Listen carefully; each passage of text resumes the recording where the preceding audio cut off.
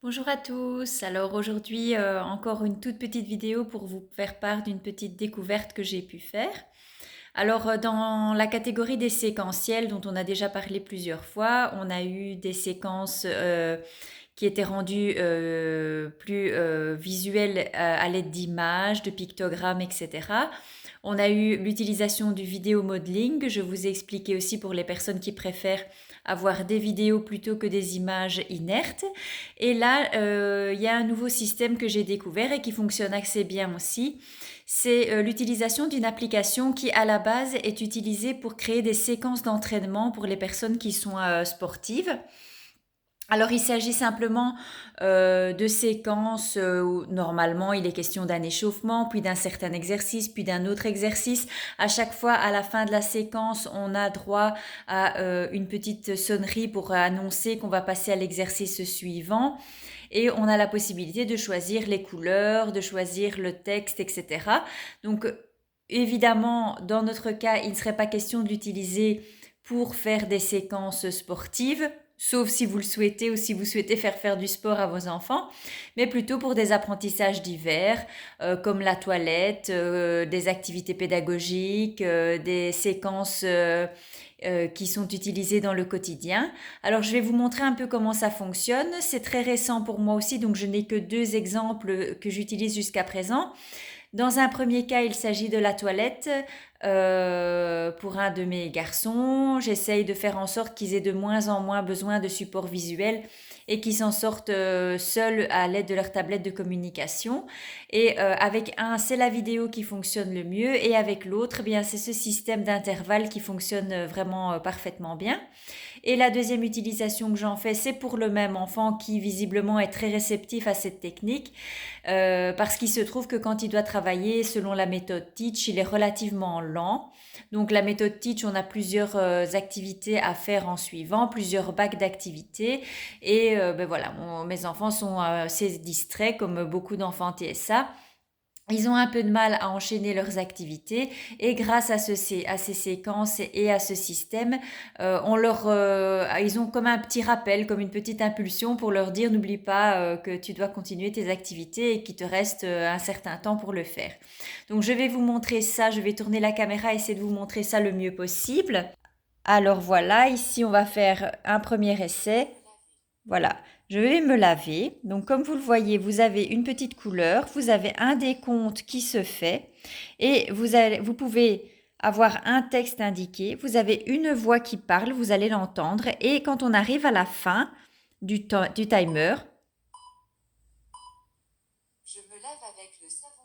voilà, vous avez entendu que ça retentit 3 fois et vous avez du coup la séquence suivante qui commence. Ici dans ce cas-ci, c'est je me lave avec le savon bleu parce qu'il y a plusieurs types de savon qui doit utiliser. Et voilà. Et alors vous choisissez à chaque fois le temps, la couleur et le texte qui est indiqué.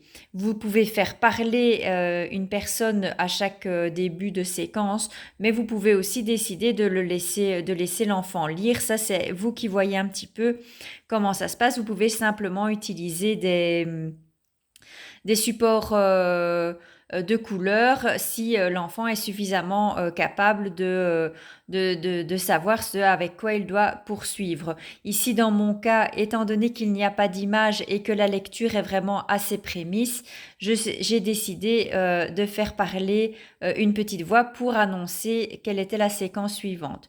Alors, je vais vous montrer hop, l'autre vidéo. Voilà, je vais travailler. Et alors là, on a un peu le même principe. Voilà, activité numéro 1. Il a 5 minutes pour faire son activité. Alors, je vais faire en sorte de faire avancer. Je ne sais pas si je sais faire. Voilà, on sait faire avancer un petit peu la vidéo. Hop, voilà, 4, 5. Activité numéro 6. Je vais essayer d'aller le plus loin possible pour que. Voilà, hop. Voilà. Voilà. Donc vous voyez un peu comment ça se passe quand il arrive de sa vidéo. Voilà, pour moi ça fonctionne pas mal. Ça peut être appliqué à vraiment plein de choses. Il y a énormément de possibilités pour adapter au niveau des couleurs, au niveau du temps pour chaque séquence. au niveau de l'écriture, au niveau de ce qui est dit, au niveau sonore. Il y a vraiment beaucoup de possibilités qui s'offrent à vous. Alors dans ce cas-ci, moi j'ai utilisé une application totalement gratuite, ce qui n'est pas négligeable, qui s'appelle Compteur d'intervalle. C'est sur Android. Donc vous trouvez ça dans le Google Store très facilement. Et pour ma part, je l'utilise aussi dans les tablettes de communication des enfants parce qu'à partir du moment où vous avez la possibilité de filmer simplement, si vous avez un téléphone Android, moi c'est comme ça que je procède, je télécharge sur mon téléphone Android, je fais les séquences sur mon téléphone Android et ensuite, ben, comme vous avez pu le voir, dans la galerie de l'iPad de mes enfants, j'ai les vidéos parce que j'ai simplement filmé mon téléphone avec l'iPad pour pouvoir transférer d'un Android sur un iPad. Ça vous permet du coup d'avoir aussi accès à l'application gratuite sur votre appareil Apple. Alors maintenant, j'imagine que si vous allez fouiller un peu l'App Store, il y a moyen de trouver d'autres applications dans le même genre, avec peut-être des fonctionnalités supplémentaires, mais sincèrement, pour le prix, celle-ci est vraiment déjà super chouette. Donc je rappelle, ça s'appelle compteur d'intervalle. J'espère que cette petite astuce vous aura été utile et je vous souhaite une très belle journée. Au revoir.